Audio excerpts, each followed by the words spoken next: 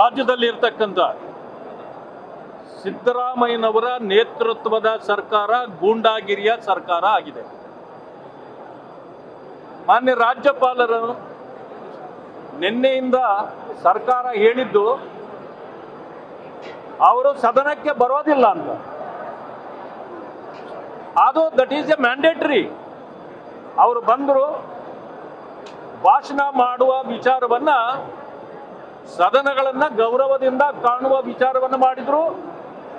ಆದರೆ ಕೇಂದ್ರದ ವಿರುದ್ಧವಾಗಿ ನೀವು ಸಂಘರ್ಷಕ್ಕೆ ಅಣಿ ಮಾಡತಕ್ಕಂಥ ಕೆಲಸಗಳನ್ನು ಮಾಡಿ ಮಾನ್ಯ ಗವರ್ನರ್ ಅವರ ಬೆರಳಿಂದ ಅವರ ಕಣ್ಣನ್ನೇ ಚುಚ್ಚುವಂತ ರೀತಿಯಲ್ಲಿ ನೀವೇನು ಭಾಷಣದಲ್ಲಿ ಬರೆದಿದ್ದೀರಿ ಅದನ್ನು ಅವರು ತಿರಸ್ಕಾರ ಮಾಡಿದ್ದಾರೆ. ಅದನ್ನು ನಾವು ಸ್ವಾಗತ ಮಾಡ್ತೇವೆ. ಆದರೆ ಮಾನ್ಯ ಮುಖ್ಯಮಂತ್ರಿಗಳು, ಮಾನ್ಯ ರಾಜ್ಯಪಾಲರು ಬರ್ತಕ್ಕಂಥ ಸಂದರ್ಭದಲ್ಲಿ ಅವರನ್ನ ಗೌರವಯುತವಾಗಿ ಅವರನ್ನ ಕರೆತರಬೇಕು. ಅವರು ಹೋಗುವಾಗ ಅದೇ ಗೌರವದಿಂದ ಅವರನ್ನ ಬೀಳ್ಕೊಡ್ಬೇಕು ಅಂತೇಳಿ ಇವತ್ತು ಸಂವಿಧಾನದಲ್ಲಿ ಇದೆ. ಆದರೆ ಭಾಷಣ ಮಾಡ್ತಕ್ಕಂಥ ವಿಷಯಗಳು ಏನು ಅಂತಂದ್ರೆ, ಸರ್ಕಾರದ ಸಾಧನೆಗಳು ಮತ್ತು ಸರ್ಕಾರದ ನೀತಿ ಸಿದ್ಧಾಂತಗಳು ಮತ್ತು ಅವರು ಫ್ಯೂಚರ್ನಲ್ಲಿ ಮಾಡಬಹುದಾದ ವಿಚಾರಗಳನ್ನು ಅದರಲ್ಲಿ ಭಾಷಣದಲ್ಲಿ ಮಾಡಿಸ್ಬೋದು. ಆದರೆ ಇವರು ಕೇಂದ್ರದ ವಿರುದ್ಧವಾಗಿ ಅಸಂವಿಧಾನಿಕವಾಗಿ ಸಂಘರ್ಷವನ್ನು ಮಾಡತಕ್ಕಂಥ ರೀತಿಯಲ್ಲಿ ಇವರು ಪ್ರೇರೇಪಣೆ ಮಾಡಲಿಕ್ಕೆ ಹೊರಟಿದ್ರು.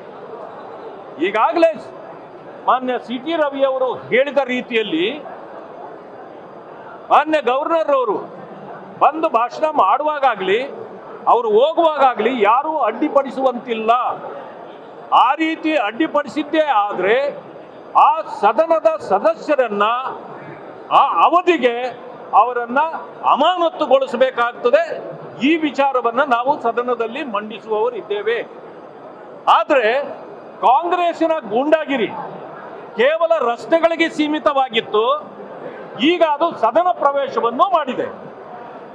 ಮಾನ್ಯ ರಾಜ್ಯಪಾಲರು ಹೋಗ್ತಕ್ಕಂಥ ಸಂದರ್ಭದಲ್ಲಿ ಕೆಲವು ಸದಸ್ಯರುಗಳು ಅವರ ಮೇಲೆ ಬಿದ್ದು ಅವರನ್ನು ಥಳಿಸುವ ಹಂತಕ್ಕೂ ತಲುಪಿದ್ದದ್ದು ಈಗಾಗಲೇ ಕೆಲವು ಮಾಧ್ಯಮಗಳಲ್ಲಿ ವರದಿಯಾಗಿದೆ. ಇದನ್ನು ನಾವು ಖಂಡಿಸ್ತೇವೆ. ಮತ್ತು ಈ ಗೂಂಡಾಗಿರಿ ಸರ್ಕಾರ ಏನಿದೆ ಸಿದ್ದರಾಮಯ್ಯನವರ ನೇತೃತ್ವದಲ್ಲಿ, ತಕ್ಷಣ ಸಿದ್ದರಾಮಯ್ಯನವರು ಇದರ ಜವಾಬ್ದಾರಿಯನ್ನು ಹೊತ್ತು ರಾಜೀನಾಮೆ ಕೊಡಬೇಕು. ಯಾಕೆ ಅಂತಂದ್ರೆ ಈ ಗೂಂಡಾ ಸಂಸ್ಕೃತಿಗೆ ಅವಕಾಶ ಇಲ್ಲ.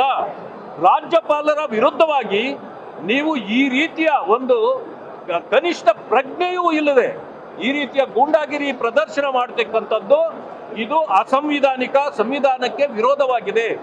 ಇವತ್ತು ರಾಜ್ಯಪಾಲರ ನಡೆ ಒಕ್ಕೂಟ ವ್ಯವಸ್ಥೆಯ ಪರವಾಗಿದೆ.